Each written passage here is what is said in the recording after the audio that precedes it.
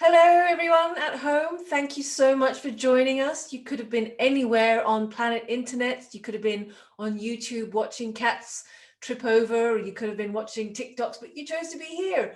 So for that, I'm truly grateful. On behalf of Iconic Officers, we're really grateful for your time. Now, today we've got a great session. It's on how to charge your worth. Now, do you charge enough for your brilliance? Could you charge more for your brilliance or your magic? Could you be charging more, right? But you don't because fear gets in the way. In the comment box, tell me, could you be charging more for your products and services? Say yes if you agree. Get a hell yes from Amy, yes. Gilbert, yes. We could always be charging more, couldn't we? Angela, yes. Hi, Angela. We're all in agreement we could be charging more. See, we could read all the books, we could watch all the videos, and we can read all of the strategies on how to charge more, on pricing and so on. But nothing will make you charge more unless you utter the words. If you cannot utter the words, you will not get more. They will not pay more. So that's what this session is all about. Now, to demonstrate, I'll give you thank you, Liberty. You agree, right? Yeah, it's about being able to utter the words. What's the point if you can't say it? But what often happens is we might say it, but then we kind of creep back into our little doubt mode. So demonstrate, I want to whisk you away to a time when I had a meeting with a videographer. We talked about working together, and I was in his co-working space, actually, in his office, in his co-working space. We were sitting there together chatting about something, and he just finished doing something on his computer, and then he said, right, I'm all yours now, let's talk. And I said, oh, what's going on there? He said, oh, it's just processing now. It takes a while. It's processing the video and outputting it. I said, oh, right, how long does that take? He said it can take, it depends on the file size and how long the video is, but it can take up to 3 hours, 4 hours even. Oh, wow. I said, well, what happens after that processing? He said, well, then I have to put it on this disk. I've got to put it on this zip disk thingy, one of those little thing. And then I take it off and whisk it away to the client. I have to go and I like to hand deliver it just in case. I said, oh, okay. So how long does that take? It could take another 2 or 3 hours. Oh, I said, well, how often does that happen? And he's saying, yeah, it's a very slow machine. It takes a while. So I said, well, how many of those do you do in a day? I do only about two a day. I said, oh, that's interesting. And he loved what he did. He's a videographer, Chiwe, and he was passionate about it. And he always had clients. He was very lucky. He said, I'm always getting clients. And he charged economical rates. And one of his USPs was he delivered on time. They loved that you could always depend on him. He was highly dependable. But the problem was, he said, I'm so busy and everything's so chocker, I can't get any more clients. I said, really, why? Because I don't have any more time. And my machine is quite slow. And I said, well, why don't you charge more? He said, oh, no, can't charge more. What if they say no? What if they go somewhere else? And I said, will they? And then I left it there with him. I don't think he was ready to rip the Band-Aid off. Anyway, a few weeks later, Chiwe was working away and on his computer and so on, and the computer was taking a while, and he received this inbound inquiry for this new opportunity. But again, he didn't have the time because he was already backed up. He had clients installed and he didn't want to let them down. But with this particular client, he thought, well, I've got nothing to lose. I don't have the time anyway, so why don't I just... So he reluctantly increased his prices. And he pressed send. And then he waited. And then he thought, oh, a few hours later, he kept checking his phone, nothing. And he thought, oh no, I shouldn't have done it. 2 days later, he didn't hear anything. Oh no, I shouldn't have charged more. And then suddenly, bing, he gets an email. They said yes. They said yes. They didn't say no. And then for the next inquiry, the next opportunity that came along, he charged a little bit more, and then a little bit more. And some said no, but mostly they said yes. And he thought, wow. And you know what started happening? He started getting some extra money in his bank account. Now, before, he was doing okay. He was kind of just getting by, and he was just happy to just get by, but he wasn't saving anything. Therefore, he couldn't invest in himself. He couldn't invest in his business. So he was kind of trapped. But now, because he started charging a little bit more, he had some savings. Can you guess what was the first thing he invested in the comment box? Any guesses? Where did he invest that money? Yes, Gilbert, yes, you guys are listening. You're on it. You know, you would do that too. He upgraded his machine. He created lots of memory, all the wonderful things that you do, specced out, bespoke computer, and it purred like a kitten, and it was fast as a leopard. And he was able to grow and get more clients. And then when we spoke months later, he said, I'm actually now thinking I've got some money aside I could outsource some of the work. I could outsource some of the tedious work. So I have time to go and do more of the client-facing work and win more. Can you see? So because he started charging more, he was able to invest in himself. He was able to invest in his business. What difference would charging more make to your life and your business? How would it make a difference in your life? Share in the comments, where would you invest the money? What would you do? Amy, take a day off. Yes. We need those days off so that you can refresh yourself. You can refresh your magic and your creativity. I love these. Love it. Brazil, build up your savings. Yes. Gilbert, invest in performing my services. Yep. Liberty, get a car to drive to lovely locations and make work. Sounds great. Upskilling course, Lauren. Yes. Savings. Yes. Fab reasons, all good reasons to charge more, right? So in this session, what we're going to do, I'm going to share with you how to charge your worth. Okay, today I'm going to share with you 3 strategies on how to charge your worth. It's worked for clients who used to offer their services for free and now they're charging. It's worked for clients who started charging 50% more, 100% more, some even 200% more. And they've worked for me, and I hope they get to work for you too. I'm certain they will work for you. But we have these invisible obstacles that stops us. There are these invisible obstacles that are stopping us from charging more. Now, to illustrate, I'm going to whisk you away to a conversation I had with a lovely client one day. I was sitting at my desk and then I got this email. Denise, I need to speak on the phone now. Can we please speak on the phone?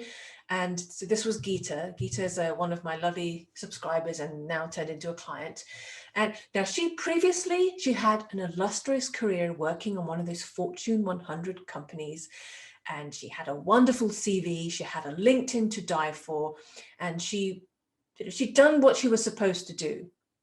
But she'd had enough of making her parents proud. She'd had enough of being everyone's bragging rights. She decided to quit the rat race and follow her passion.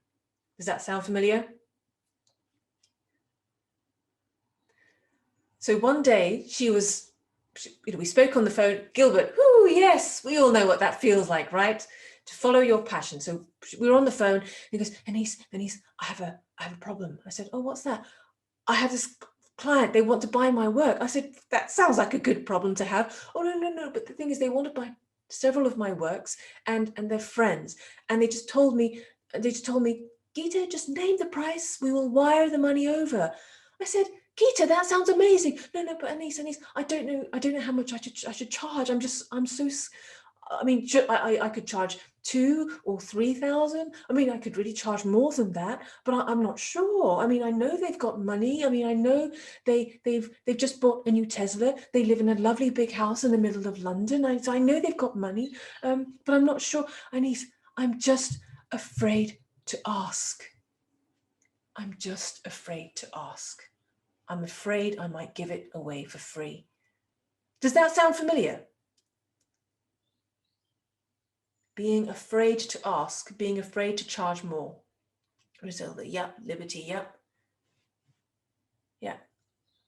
Fear gets in the way, doesn't it?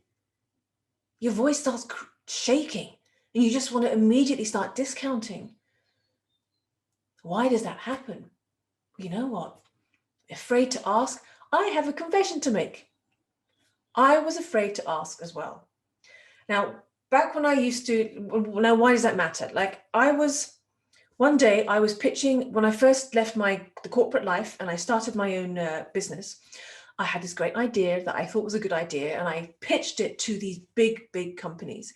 And there was one particular potential customer. They had deep pockets, they had money, and they liked the idea. And so we had the first meeting, we had the second meeting, we were now having the third meeting, and it was really to kind of iron out the creases and to really just say yes. It was a formality, right?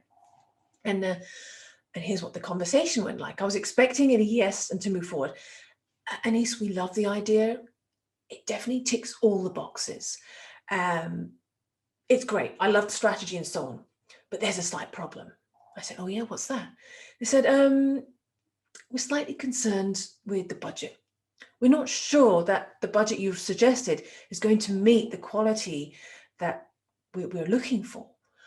So I would love to move forward, but it's just not enough. So it's going to be a no. They said no because I didn't charge enough. I thought, oh my goodness, that is the worst way to go. Now, why does that matter? Why does that, see, I was afraid to ask for more. Now, why does it matter? What has it got to do with me? Look, well, who am I? Who's that woman with the funny name that keeps popping up on our screens over the past few weeks? No, my name's Anis Qizilbash, and I used to have a career in sales, in corporate sales. Now, I was born in Pakistan, but I grew up here. Now, the reason that's relevant is because in my culture, you don't become a salesperson. A good girl from a good family doesn't become a salesperson. You become a doctor or a lawyer or an accountant, but not sales. But I took a job in sales because I didn't know what else to do. And I thought, well, let me give it a go. And I did well. I wasn't the greatest salesperson in the company, but I did okay. I got promoted. And I went on to selling to international clients as well. I went on to generating millions in revenue across, around the world, selling to investment bankers, government officials, sole traders, all sorts. And they used to call me the rate card queen. The rate card queen because I always used to charge the sticker price. I didn't do like the last minute discounts to get those deals in, which is what sometimes salespeople can do when you're when you're pressured. But so rate card queen. And so going from being a rate card queen to getting rejected because I didn't charge enough was soul destroying. I was lost. I thought, who am I? I had that existential crisis. But fortunately, I after some reflection, some rewiring and doing some research, I now charge more. You'll be pleased to know. And in fact, there was one occasion when I was sitting across from a client and I uttered the price. Her eyes popped out saying, that's how much I charged for a couple of hours of work. She said, that's how much we pay for 2 days work. But they said yes anyway. So I'm going to share with you what I did to turn that around. Right. And since then, I've written a couple of books as well, and I'm now on this mission to help people like you charge their worth. I've also been mentioned in a few places. And so what I'm going to share with you now is how you too can charge more. Okay, I'm going to share with you the specific strategies that can help you tweak it. Now, charging more comes from confidence, right? It's essentially confidence, because when we lack confidence, that's when the discounting happens. That's when the doubt happens. Yeah. Now imagine confidence is like fire. Right? Fire. What fuels fire? What fuels fire? Anyone in the comments? In the chats? What fuels fire? What does fire need to keep alive and burning and so on? O2, yes. Oxygen. Air, yes. Yeah, that's it, right? It needs oxygen, yeah. So fire needs oxygen. So equally, imagine your confidence is like fire, right? Imagine your confidence is fire. Now, what fuels confidence? What is the equivalent of the oxygen that fuels confidence? Well, according to Kristen Neff, psychologist from the University of Texas in Austin, she says confidence is fueled by, get this, self-compassion. Confidence is fueled by self-compassion. Now, what's self-compassion? Self-compassion is how you treat yourself when you fumble, when you fail, or when you falter. Self-compassion is how you treat yourself. Now, most of the time, the way we treat ourselves we're not particularly kind to ourselves. We're judgmental. We berate ourselves and so on. And that affects how you show up with prospects and clients and so on. Now, self-compassion is about treating yourself kindly.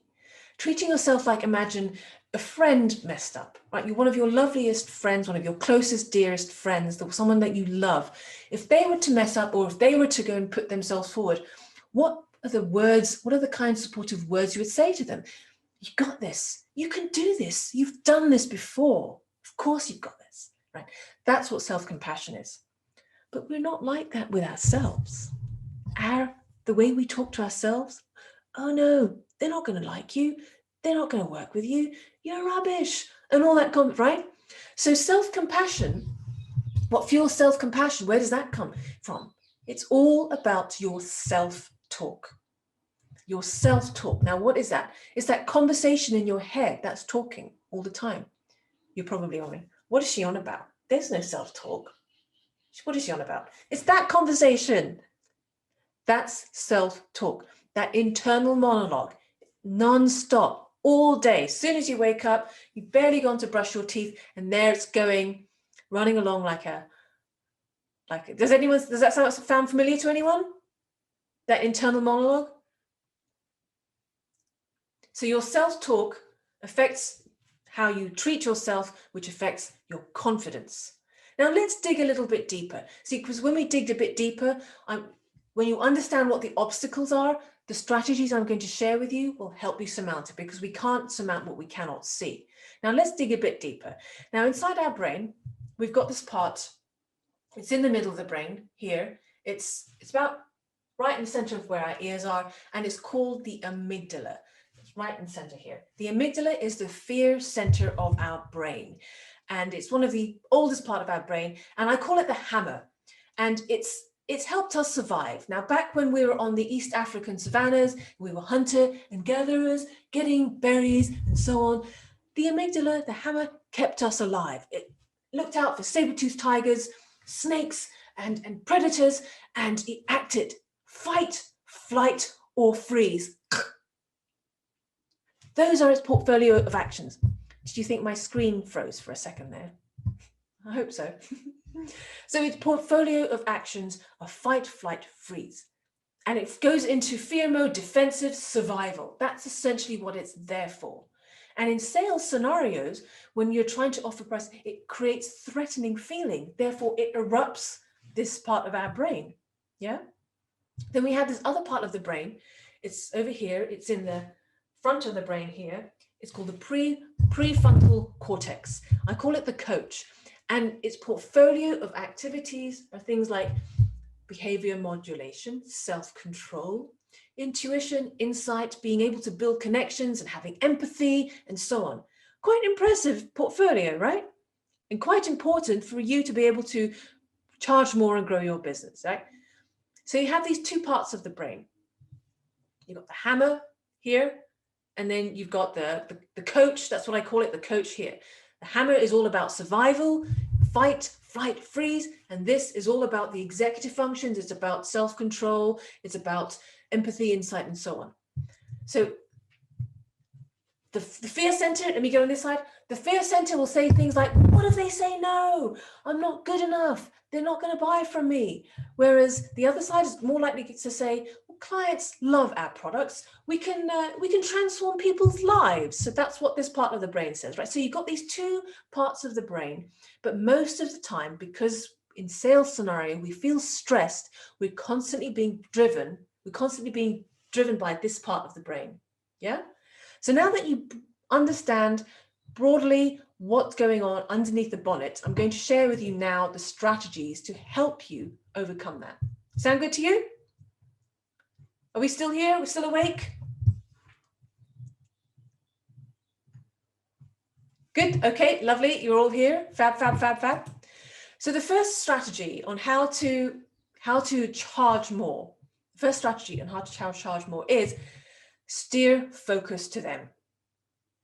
Steer focus to them. Now, what does that mean? When you're having a conversation with someone and they're talking about your products and services, if you let the conversation go purely about what you do and how you can deliver and so on, that's when we're more likely to shrink, and that's when self-doubt can creep in, and that's when we can get worried and nervous and so on.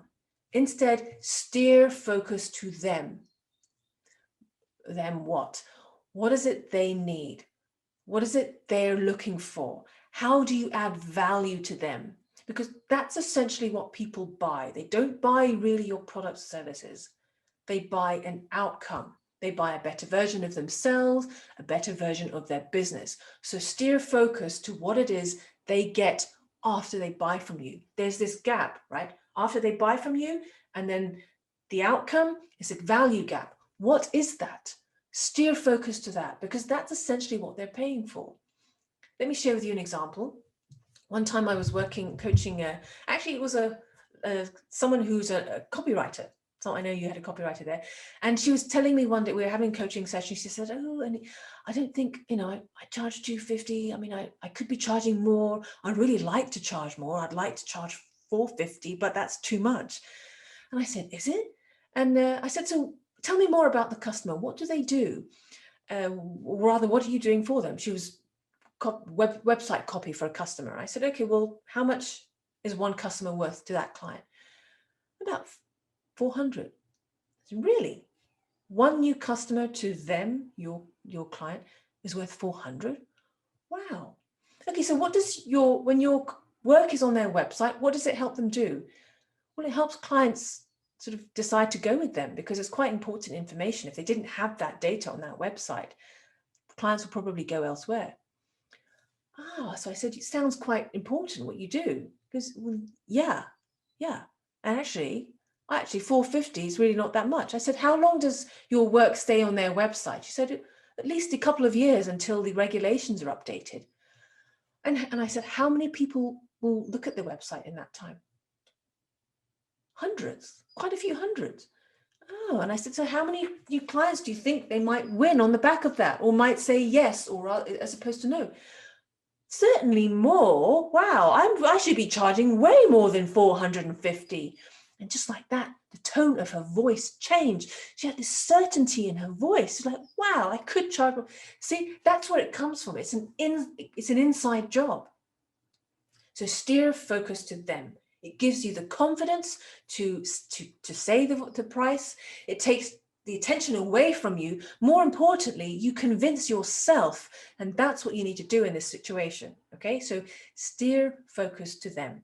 They're not buying you, your product, or your service. They're buying them. Because the mistake people commonly make is when they come up with the price, they think, well, they look, well, I need to pay my mortgage, I need to pay my bills, I need to do this, and I need to do that. So maybe that's how much I should. No, if you make it about them and the value you add to their life, their business, and so on, the sky could be the limit. Sound good to you? What value do you add to your customers, to your clients? What do they get? Can you share in the chat box? Let's hear what value you add. How do you make a difference? What do they get? What value do they get? Explore that. Really look at that. I want you to take a moment to really look at what they get. The value they get from working with you. Bespoke customer service. What does that mean, Bridget? What does bespoke customer service mean? Personalized, yeah. So if they need X, they will get X. If they want something this way, and what does that mean? Let's dig a bit deeper. What does that mean to them? Because what happens when they go elsewhere and they don't get that personalized service? What are the pain? What happens? what doesn't happen. So think about that, yeah? Treat it like an individual, yeah? So also think about what happens when they don't get it. So to help you really understand, yeah. So now you see, so I want you to really take this away and dig in with this rather than listen passively. They get better revenue. Good, Gilbert. Sorry, I'm not sure if I'm pronouncing your name right. Being personable, real, honest with each client. Yes. They value connection. That's a really important thing, Barry. Hey, Barry, what's up? Connection and having connecting with humans, that's value. High touch. You've heard of high tech? High touch. That's value. People crave that connection with human beings. So yeah, the authenticity and honesty, people feel that. Okay, so the next strategy. So the first strategy is about your customer, right? The second strategy is about you. It's about your self-talk. Now, this is addressing that self-talk. Now, here's the takeaway from that. Detach from the monkey mind. Detach from the monkey mind. Now, the first thing you do is you name that self-talk, that conversation in your head, give it a name. Psychologists say when you name it, you tame it. So, for example, the name I give it, I actually call it monkey mind, or I call it the squatter in my head.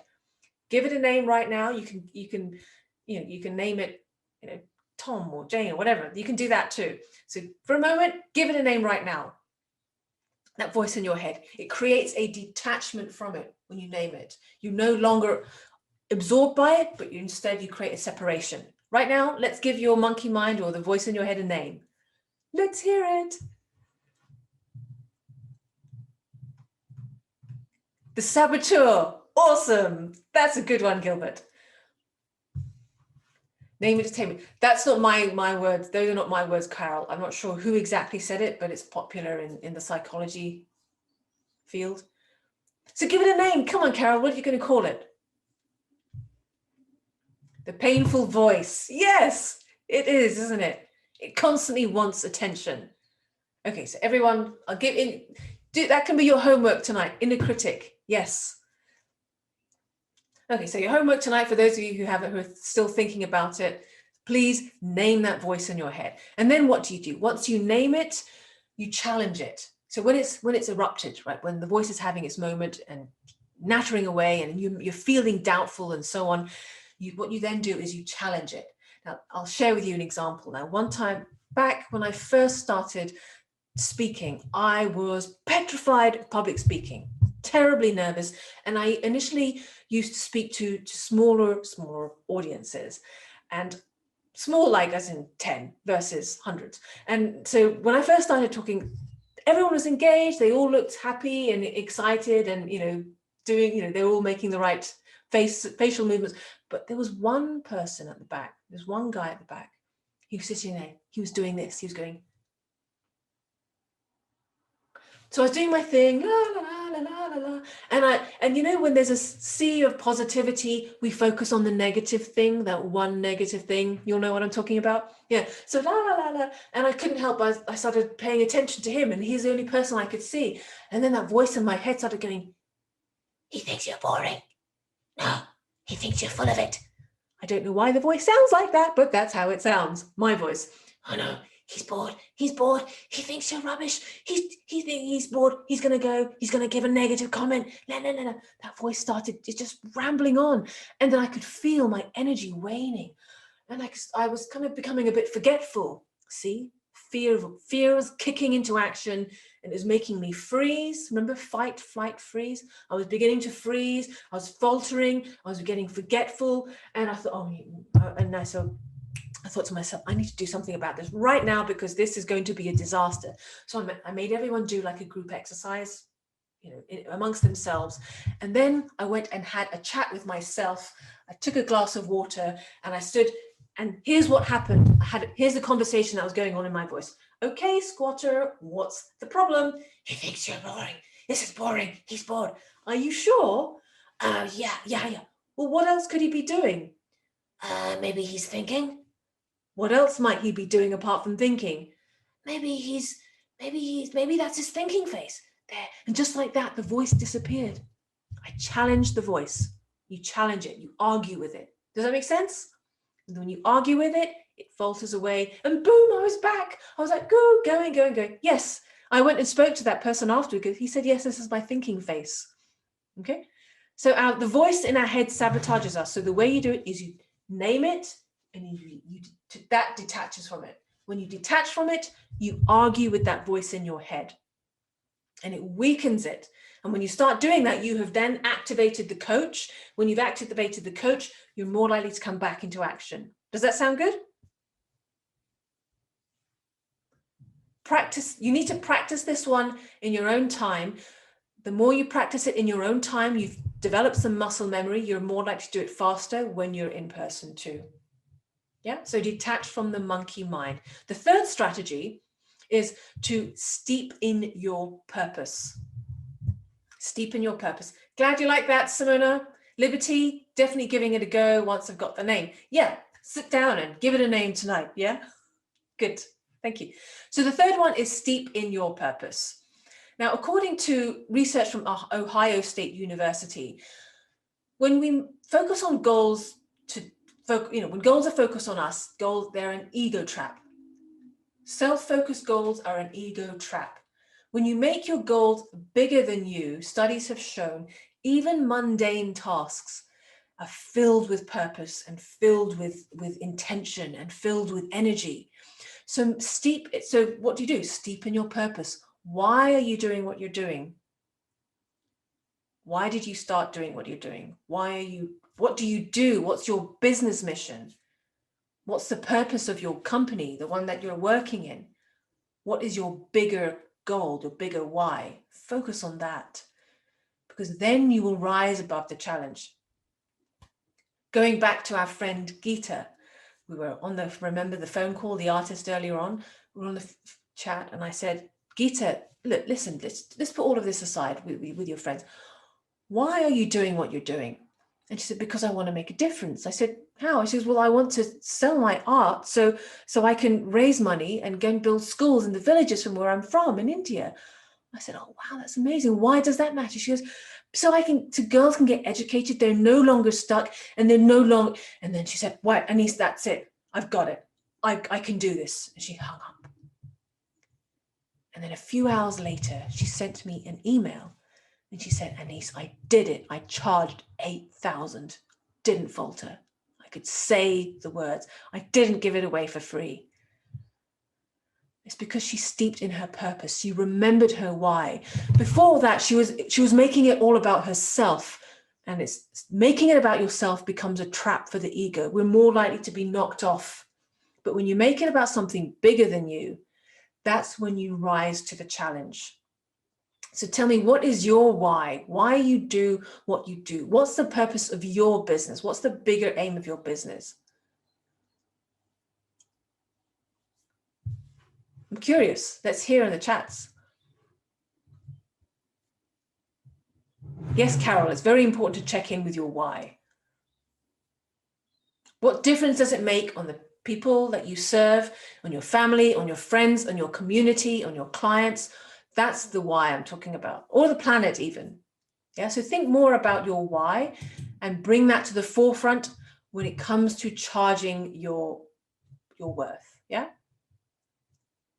So just to recap the 3 strategies. First, steer focus to them. They're not buying you, your products, or your services. They're buying a better version of themselves or better version of their business. So steer focus on the value that you add to them. 2, detach from the monkey mind. The monkey mind is what makes us doubt ourselves. It makes us discount. It makes us devalue what we do. And then we cannot utter the prices, or we utter the prices and then we'll keep talking and then discount afterwards. Okay. And then 3, steep in your purpose. Remember your why. Why are you doing this? What's the bigger why, the impact you want to have? And make it about, not about you, but about other people, your family, friends, community, the planet, and so on. And that's how you can charge more. Yeah. Now, let's just do a quick exercise. I want you to please think about your price, whatever it is you charge. Have that in mind. And now calculate a 10% increase. Do the maths in your head. 10% more. 20% more if you want, or 50, but let's just start, let's baby steps. And here's what I want you to say out loud, if you can, if there's no one around you, say this out loud. That will be, please, how would you like to pay? Bank transfer or card? Card or bank transfer? Say it out loud. That will be, and this is the increased price, by the way. Say the increased price. How would you like to pay? Card or bank transfer? Go, say it out loud wherever you are. Give you a moment to say it. Can you say yes when you've done it? Yes, well done, well done. Well. Good, good. How did that feel? Scary. It's scary, isn't it? Yes. How did that feel? Lucy, nice one. Well done, Kate. Scary but doable, Gilbert. Yes, it is scary but doable. Yeah. Liberty. It doesn't feel like enough. Well, go for it more. This is just, you know, we're all on a different page. We're all selling different services and products, but this was just a starting place. If you feel it's maybe you need to do 50% more. Yeah. Yeah. Simona, you felt it was unusual. Here's another tip for you. Here's another exercise for you. Sometime during your day, we're all working from home, so we can do this sooner rather than later. I want you to go and lock yourself somewhere where you will have privacy, maybe in the toilet, that's a good place. And I want you to repeat the increased price, whatever price increase you've decided, and I want you to say it in the mirror 10 times or until you stop laughing. Can you do that? So let's say your price increase is 50%, so instead of 100, it's 150. Say 150 pounds, 150 pounds. That will be 150 pounds, okay? Say it 10 times or until you stop laughing. It creates some muscle memory for you. Does that sound good? Say yes if you're up for that homework. Simona, oh my God. Good, it's scary. Yes, Liberty. I can't say those words out loud, but yes, I'm with you. Up for it. Good. Good. Here's the thing, we need to be able to keep quiet after saying the price as well, because when often happens, we'll say the price, but you can have 50% off. Okay, no, none of that. Do these 3 strategies before, and you'll be able to keep quiet after saying the price. So please charge more. Charge your worth. Your success does not mean someone else it doesn't mean someone else won't succeed. Okay, it's not success is not a zero-sum game. And charge your worth, because the more you make, the bigger impact you can create.